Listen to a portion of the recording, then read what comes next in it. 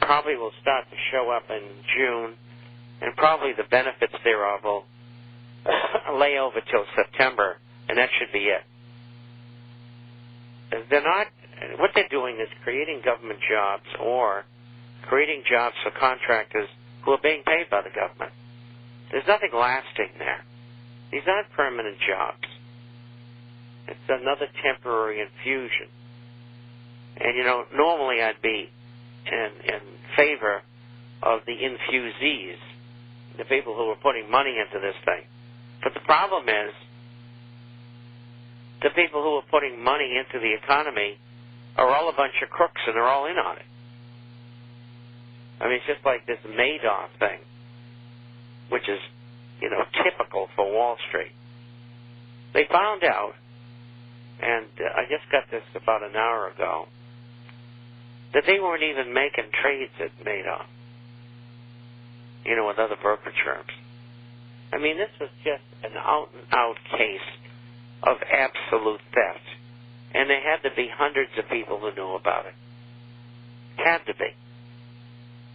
Well, that's what our government's all about today. Grand theft. It's not a good way to run a government. And they're going to continue to do what they're doing. Team A has replaced Team B. Nothing's going to change to speak of. And we have a new president who is being spoken in terms of being a messiah, Moloch. They even got programs started in schools where they say, I am going to be an architect because Obama is with me. Or I am going to be a doctor because I am going to be like Obama. And then they have their marching songs and their goose step and the whole works. Looks like the Hitler Jugend to me. Very, very bad. They're trying to capture the minds of our children. And the most susceptible, unfortunately, are young black children. And they got enough burdens to carry without that sort of thing being heaped upon them. And this cult of personality is bad and it's dangerous. And they got his face on Newsweek and, you know, all of these different publications deifying him. This just didn't happen. It was planned that way. The insiders own all the publications. They own AM and FM for the most part in all of television. That's why you're listening to us on shortwave. And you're listening to us in other times sometimes on AM, FM, satellite, over the computer. If we didn't have the computer today, we'd be lost. We'd be lost. We couldn't fight them. But we are fighting them, and we're fighting them effectively. And we beat them a number of times. And one of the things that we really beat them at recently that could be temporary is on this business of the North American Union and this Amero idiocity.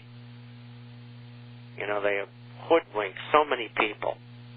But the knowledge of what the Council on Foreign Relations and Mr. Pastor and the Royal Society, the Royal Institute in London, which was the precursor to the Council on Foreign Relations,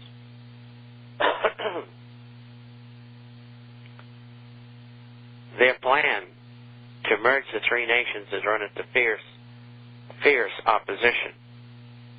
And at least temporarily, they're out of action. That doesn't mean they haven't stopped, because they haven't. And the Amero's not going to be a reality for a long time to come.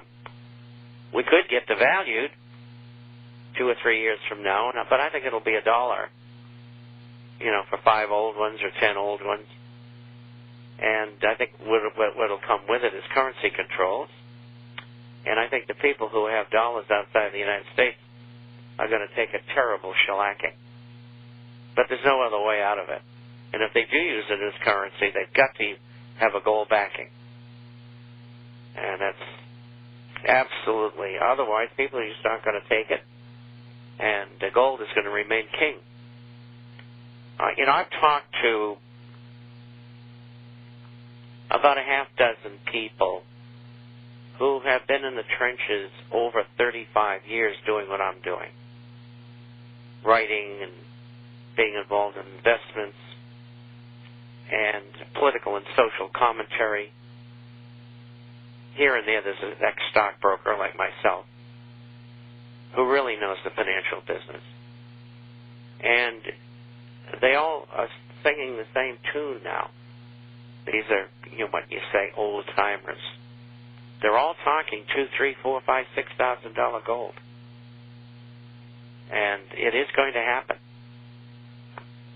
And not only are you going to keep your assets together, but you may end up becoming a gazillionaire in this next economy after the bottom has fallen out and we have re-cemented a new bottom, or have a new kind of government that's not being run by people who continually loot us. A country where we won't have any Internal Revenue Service or Homeland Security or any of these other Gestapo-type organizations. Gee, that comment there, Melody, ought to get your door kicked down around 3 a.m. tomorrow morning. Thank you, Bob. They can't kick mine down. You can't find me. Appreciate it. But anyway, those are some of the things that are going on. And I really expect a third world war.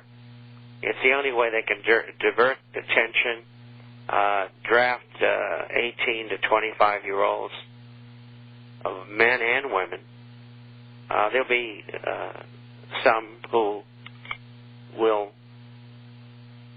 get jobs that will be within the economy, but everybody will spend probably 2 years.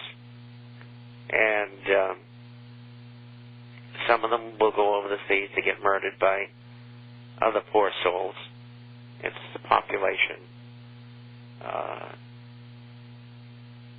reduction process. And those are the things I think are going to happen. And the minute you see them move towards the draft, if you want to get your kids and grandkids out of the country, you better do it fast. You got to start thinking about it, because they have every intention of doing it. And there's a lot of safe places in the world.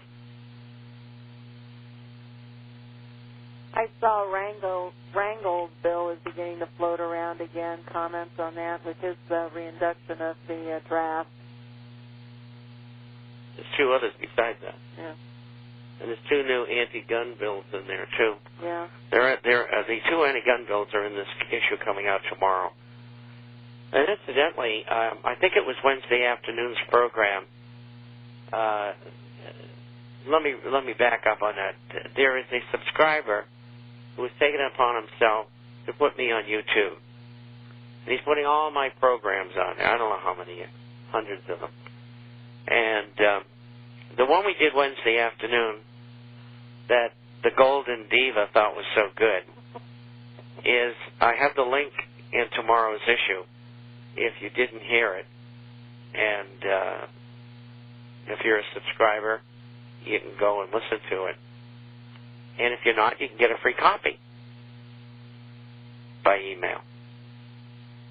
So if you want that and you missed it, just get a hold of Melody and she'll arrange for you to get a copy, an email copy. So if you have any people come in today and tomorrow, and I send them over right away, the names and the email addresses, and we'll get them out. I have a question for you, Bob, and I believe we got our 10 questions. So, wonderful. Thank you, listeners. I saw CNN release again that they do a breakdown on the amount that has been allocated see to these banks. It's all broken down. It's over $7 trillion, and then they also show the amount that has been. Excuse me, but where did you get that? It's on CNN. I never saw that. Do you have a copy of it? Yes, I do. Could you email it to me, please, so I can put it in tomorrow's issue? I certainly would. Oh, that's great. Thank you. But the part that I don't understand, and I don't know, I misplaced my copy of it because I wanted to quote off of it, but from my memory, my question is, the amount that's been allocated is over $7 trillion, but what has been spent is less than half of that. So why do they continue to pass and give all these additional funds when half of it what they've already given hasn't even been spent?